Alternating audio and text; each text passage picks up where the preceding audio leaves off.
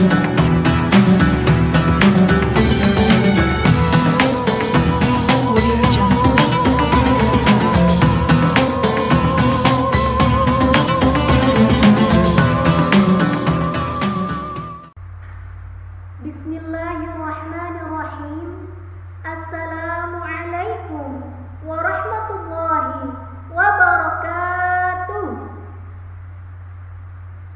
Alhamdulillah, alhamdulillah, wassalatu wassalamu ala rasulillah wa ala alihi wa sahbihi wa mawala. Rabbi shrah li sadri wa yassir li amri wahlul 'uqdatam min lisani yafqahu qawli, amma ba'd. Faqala Allah ta'ala fi kitabihil karim, a'udzu billahi minasy syaithanir rajim. Bismillahirrahmanirrahim. Mathalul ladzina yunfiquna amwalahum fi sabilillahi kamathali habbatin ambatat sab'a sanabila fi kulli sumbulatin mi'atu habbah wallahu yudha'ifu liman yasha wallahu wasi'un 'alim. Shadaqallahul 'azim. Sahabat An-Ni'mah, ikhwanul muslimin rahimakumullah, mengawali perjumpaan kita, marilah sejenak kita panjatkan rasa syukur kita kehadirat Allah Subhanahu wa ta'ala yang senantiasa melimpahkan rahmatnya untuk kita semua. Tak lupa, salawat beserta salam semoga senantiasa tercurah limpahkan pada junjungan alam Habibana wa Nabiyana Muhammad sallallahu alaihi wasallam yang telah mengajarkan kita untuk peka terhadap tetangga, sahabat, keluarga, dan karib kerabat dengan melaksanakan zakat dan bersedekah. Sahabat An-Ni'mah dimanapun Anda berada, izinkan saya, Imas Tia Sintawati, dalam kesempatan ini untuk sedikit berbagi dan mengkaji salah satu amalan khas di bulan Ramadan yang sebelumnya sempat dibahas dan disebutkan di kajian kita pekan lalu, yaitu amalan yang tentunya sangat dicintai Allah Subhanahu wa ta'ala dan Rasulullah sallallahu alaihi wasallam. Ya, sedekah. Sahabat An-Ni'mah yang berbahagia, sedekah itu sederhana. Sedekah tidak melulu dalam bentuk harta, akan tetapi bisa mencakup seluruh amal atau perbuatan baik kita terhadap orang lain. Kita senyum kepada orang lain saat berpapasan di jalan, tentu itu sudah termasuk sedekah, seperti yang sudah familiar kita dengar dan tercantum dalam hadis riwayat Tirmizi dan Abu Dzar. Sedekah berasal dari bahasa Arab, yakni shadaqah, yang memiliki arti memberikan sesuatu kepada orang lain secara spontan dan sukarela tanpa ada batasan jumlah dan batas waktu tertentu. Dapat dikatakan juga bahwa sedekah ini adalah amalan baik yang sangat dicintai oleh Allah Subhanahu wa ta'ala. Sejalan dengan itu, tak dipungkiri bila ada sebuah ungkapan tangan di atas lebih baik daripada tangan di bawah, dan berlomba-lombalah dalam bersedekah. Kalimat tersebut merupakan motivasi untuk seluruh manusia manusia, khususnya umat Islam, agar selalu berbagi dalam keadaan suka maupun duka. Lantas, apa keutamaan sedekah untuk hidup kita? Allah Subhanahu wa Ta'ala menjanjikan orang-orang yang bersedekah akan dilipat gandakan pahalanya oleh Allah Subhanahu wa Ta'ala sesuai firman Allah dalam Quran surat Al-Hadid ayat 18 berikut. A'udzu billahi minasy syaithanir rajim.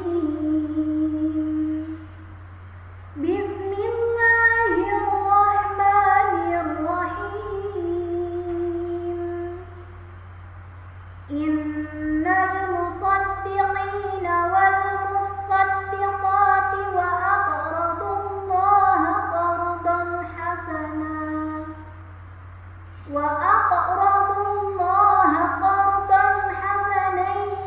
yudha'af lahum wa lahum ajrun karim.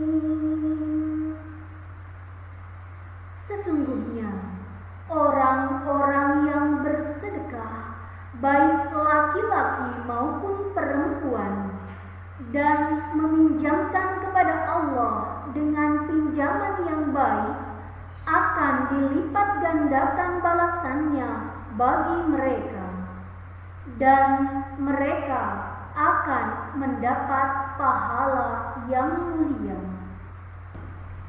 Sahabat An-Ni'mah rahimakumullah, selain janji Allah tadi, amalan sedekah juga dapat menghapuskan dosa-dosa sebagaimana sabda Rasulullah Shallallahu Alaihi Wasallam. Sedekah itu dapat menghapus dosa sebagaimana air memadamkan api. Hadis riwayat At-Tirmidzi. Akan tetapi, bukan berarti dosa-dosa akan terhapuskan begitu saja tanpa disertai dengan taubat dan perbuatan yang baik. Seperti halnya orang-orang yang mendapatkan hartanya dari jalan yang salah atau diharamkan, tidak halal, harta yang diperoleh dari hasil riba ataupun perbuatan maksiat, tentu tidak akan dapat menghapuskan dosa-dosa yang dimiliki. Sahabat An-Ni'mah yang berbahagia, merujuk pada kitab Ihya Ulumuddin karya Imam Ghazali dan Durratun Nasihin karya Syekh Utsman bin Hasan bin Ahmad Asy-Syakir Al-Khalbawi, dalam sebuah riwayat juga dikatakan bahwa sedekah itu mengandung 5 perkara. Apa saja? Yang pertama, sedekah bisa menambah harta kekayaan. Gak ada ceritanya seseorang jadi jatuh miskin gara-gara hartanya disedekahkan. Sahabat An-Ni'mah jangan takut berkurang rezekinya karena bersedekah, karena sedekah itu akan meluaskan, melapangkan, dan membuka pintu rizki. Karena Nabi Shallallahu Alaihi Wasallam juga bersabda, tidak akan berkurang rezeki orang yang bersedekah kecuali bertambah, bertambah, dan bertambah. Yang kedua, sedekah dapat mengobati penyakit. Dengan bersedekah, insya Allah akan menyembuhkan berbagai penyakit termasuk penyakit hati. Karena sedekah itu dapat membersihkan hati dan pikiran, dan atas seizin Allah Subhanahu wa Ta'ala akan meringankan dan menyembuhkan penyakit-penyakit orang-orang yang gemar bersedekah. Rasulullah Shallallahu Alaihi Wasallam bersabda, obatilah orang-orang yang sakit di antara kalian dengan bersedekah.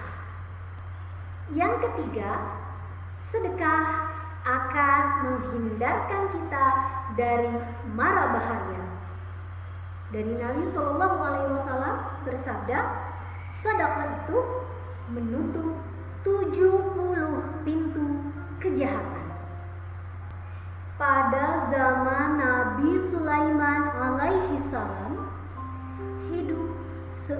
laki-laki yang mempunyai pohon besar di samping rumahnya. Di atas pohon tersebut terdapat sarang burung yang berisi beberapa anak merpati. Kemudian istri dan laki-laki itu menyuruhnya memanjat pohon besar itu dan mengambil anak merpati untuk dijadikan makanan bagi anak-anak mereka. Laki-laki itu pun lantas melakukannya. Selepas kejadian itu, induk merpati menghadap baginda Nabi Sulaiman alaihissalam. Sang induk menceritakan kejadian tersebut. Akhirnya Nabi Sulaiman mengundang laki-laki itu dan menyuruhnya untuk bertobat. Laki-laki itu berjanji kepada Nabi Sulaiman untuk tidak akan mengulangi perbuatannya tadi. Suatu ketika, si istri menyuruhnya untuk mengambil anak merpati lagi. Laki-laki itu pun berkata kepada istrinya, "Aku tidak akan melakukannya lagi, sebab Nabi Sulaiman telah melarangku untuk berbuat yang demikian." Istrinya menjawab, "Apakah kamu menyangka Nabi Sulaiman akan memperdulikan dirimu atau merpati itu? Sedangkan ia selalu sibuk dengan urusan kerajaannya." Si istri tak henti-henti membujuknya agar ia mau melakukannya lagi. Hingga akhirnya ia terbujuk juga. Seperti biasanya, ia memanjat pohon besar itu dan mengambil anak merpati lagi. Induk merpati kembali menghadap Nabi Sulaiman dan mengadukan kejadian itu. Nabi Sulaiman pun menjadi marah karenanya. Kemudian Nabi Sulaiman memanggil dua setan. Yang satu berasal dari ujung timur dan satunya lagi berasal dari penjuru barat. Nabi Sulaiman alaihissalam berkata kepada dua setan itu, "Jagalah pohon besar itu, dan ketika laki-laki itu mengulang perbuatannya mengambil anak merpati itu, raih kedua kakinya dan jatuhkan ia dari pohon itu." Kedua setan itu pun bergegas pergi dan menjaga pohon itu. Ketika merpati sudah beranak lagi, laki-laki itu segera memanjat dan meletakkan kedua kakinya pada pohon itu. Tiba-tiba datanglah seorang pengemis mengetuk pintu rumahnya. Lalu ia menyuruh istrinya untuk memberikan sesuatu pada istrinya itu. Lalu istrinya berkata, "Aku tidak punya apa-apa." Laki-laki itu turun dari pohon dan mengambil segenggam makanan. Lalu ia memberikannya kepada si pengemis itu. Setelah itu ia kembali memanjat pohon dan mengambil anak merpati.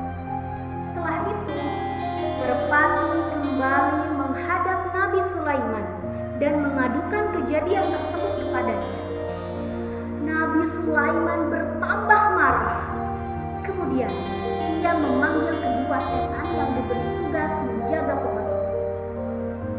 Nabi Sulaiman berkata kepada kedua setan itu, "Kalian berdua telah mengkhianati." Dua setan itu pun menjawab, "Kami sama sekali tidak mengkhianatimu. Kami terus menjaga pohon itu. Hanya saja ketika laki-laki itu memanjat pohon, datanglah seorang pengemis mengetuk pintu rumahnya. Lalu ia memberikan segenggam gandum untuk pengemis itu. Saat ia kembali memanjat pohon, kami sudah bergegas untuk meraihnya. Namun tiba-tiba Allah mengutus dua malaikat. Salah satu dari mereka meraih leherku dan melemparku sampai di tempat terbitnya matahari. Sedangkan yang satunya lagi meraih leher sahabatku dan melemparnya sampai tempat terbenamnya matahari." Itulah sebuah kisah dari kitab Tanqihul Qaul Hasis karya Syekh Nawawi Al-Bantani yang bisa kita ambil hikmahnya bahwa sedekah bisa menghindarkan seseorang dari mara bahaya. Sahabat An-Nikmah yang Allah muliakan, poin keempat yang terdapat dalam sedekah adalah setiap orang yang bersedekah, mereka akan melewati jembatan Shiratal Mustaqim seperti halilintar yang menyambar. Jembatan Shiratal Mustaqim itu bagaikan rambut terbelah menjadi 7 yang tajamnya melebihi silet. Lebih tajam dari pedang, licin, dan berduri. Jembatan ini berujung pada surga dan di bawahnya adalah neraka. Tidak sedikit manusia yang bisa melewatinya hanya dengan kedipan mata seperti halilintar yang menyambar. Oleh karenanya, perbanyaklah bersedekah karena sedekah merupakan salah satu perbuatan dan amalan yang dapat menyelamatkan manusia di akhir kelak. Yang kelima, orang yang bersedekah, mereka akan masuk ke dalam surga tanpa dihisab dan tanpa disiksa. Sedekah yang dimaksud, sedekah apa? Tentu, sedekah yang dimaksud adalah sedekah yang penuh keikhlasan, tidak diumbar-umbar dengan sifat kesombongan, dan niatnya hanya Allah Subhanahu wa Ta'ala, lillahi ta'ala, karena Allah. Insya Allah akan membukakan pintu surga bagi orang-orang yang gemar bersedekah karena Allah Subhanahu wa Ta'ala. Sahabat An-Nikmah yang berbahagia, itulah tadi 5 kandungan sedekah yang insya Allah akan membuat hidup kita menjadi lebih berkah. Amin, amin, Allahumma amin. Sahabat An-Nikmah dimanapun Anda berada, di kesempatan yang berbahagia ini sekaligus akan kita bahas pertanyaan yang sudah masuk ke laman Instagram An-Nikmah Al-Karimah kemarin berkaitan dengan sedekah tadi ya. Pertanyaannya berikut dari @SriAlma96 menanyakan, bagaimana jika ternyata sedekah yang kita berikan tidak sampai pada orang yang berhak menerimanya? Misal, malah jatuh ke tangan pengemis yang ternyata mereka hanya berpura-pura buta, lumpuh, dan lain sebagainya.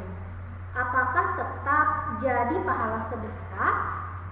Sedekahnya diterima enggak ya?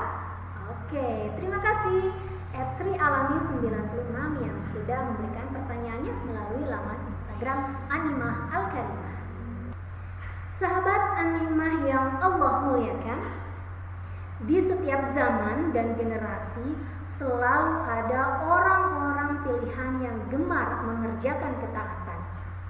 Mereka terdorong menunaikannya demi meraih balasan dan keridhaan Tuhan semata, bukan mengharap balasan atau pujian makhluk atas apa yang dikerjakan. Ini pula yang pernah dikisahkan Rasulullah SAW bahwa ada seorang laki-laki dikabarkan memiliki kebiasaan bersedekah secara sembunyi-sembunyi. Tidak ingin ada yang melihatnya kecuali Zat yang Maha Melihat. Sebab ia tahu sedekah dengan cara itu lebih unggul dan mampu memadamkan murka Allah.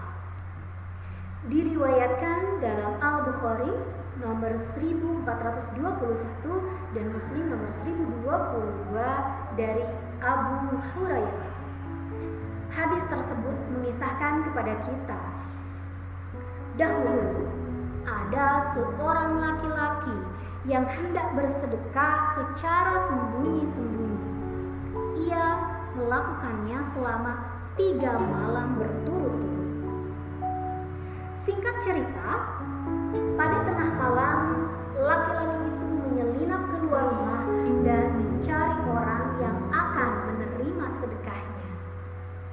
Akhirnya, ia menemukan seseorang yang menurutnya layak mendapatkannya. Dalam dugaannya, orang itu adalah orang miskin. Akhirnya, ia menyerahkan sedekahnya kepada pria miskin tersebut. Namun, ternyata dugaannya meleset.